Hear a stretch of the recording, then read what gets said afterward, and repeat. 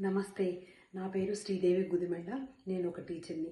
మనసులో మాట పావని కిషోర్ గారు మహిళా దినోత్సవ సందర్భంగా నాకు ఈ అవకాశాన్ని కల్పించినందుకు ధన్యవాదాలు. స్వతంత్రం రాకముందు రోజులు వేరు, స్వతంత్రం వచ్చిన తర్వాత రోజులు వేరు.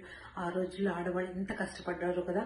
సంఘ సంస్కర్తలు చాలా మంది తీసుకొచ్చిన మా ఈ సంఘ సంస్కరణల వల్ల మనం ఈరోజు ఇంత అభివృద్ధి పదంలో నడుస్తూ ఉన్నాము. స్వతంత్రం రాకముందు ఎన్ని కష్టాలు ఉన్నాయో ఆడవాళ్ళకి, ఆ తర్వాత ప్రభుత్వం తీసుకొచ్చిన పథకాలు కానీ ఇవన్నీ కూడా మన అభివృద్ధికి ఈ విధంగా తోడ్పడతారు. అన్ని దగ్గరలో కూడా సమాన వేతనం లభించాలి, లింగ వివక్షత ఉండకూడదు, అన్ని రంగాల్లో మహిళలు ముందుండాలని అనుకుంటున్నాను. కొన్ని పల్లెటూరుల్లో ఇంకా లింగ వివక్షత ఉంది, సమాన వేతనం ఇవ్వకపోవడం, ఈ బాధలు ఇప్పటికి కూడా మనము పడుతూ ఉన్నాము. ఇంకా ముందు ముందు చాలా వరకు మహిళలు ముందుకొచ్చారు.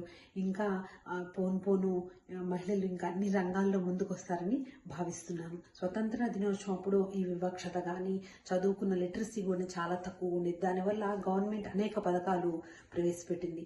చాలా మంది పట్టణంలో ఉండేవాళ్ళు ఆ పథకాలు ఉపయోగించుకున్నారు. పల్లెటూరులో వాళ్ళు వీటిని ఉపయోగించుకోవడానికి వెనకబడ్డారు. 2000 నేను చదువుకునే టైంకి చాలా మంది టీచర్లు అందరూ కూడా తెలుగు, సోషల్ సైన్స్ అందరూ కూడా టీచర్లు ఉండేవాళ్ళు. అప్పుడే నాకు టీచర్ అవ్వాలని అనిపించింది అనమాట. అలా ఆ రోజు అనేక రంగాల్లో ఉన్నారు. ఈ రోజుకి 70%, 2018 లెక్కల ప్రకారం 70% మనకి లిటరసీ ఉందన్నమాట లేడీస్లో. ఇదే గవర్నమెంట్ ఈ విద్య, వైద్య, ఆరోగ్య, పరిశ్రమ, క్రీడా రంగాలలో అనేక మార్పులు తీసుకొచ్చింది. ఆ మార్పులని అన్నింటినీ కూడా మనం ఉపయోగించుకొని 2050 టైంకి 99% మనం ఎడ్యుకేటెడ్గా అవుతామని నేను అనుకుంటున్నాను.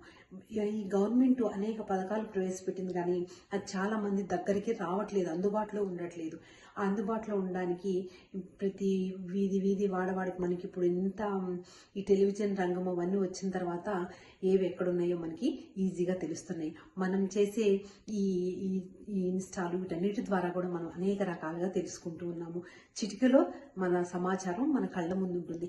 ఇవన్నీ కూడా మన ఆడవాళ్ళ అభివృద్ధికి తోడ్పడుతుందని 2050 టైంకి మనం 99% ఎడ్యుకేటెడ్ ఉమెన్స్ అవుతామని అనుకుంటున్నాను. ఇటువంటి అవకాశం కల్పించేందుకు పావని కిషోర్ గారికి ధన్యవాదాలు. అందరికీ మహిళా దినోత్సవ శుభాకాంక్షలు.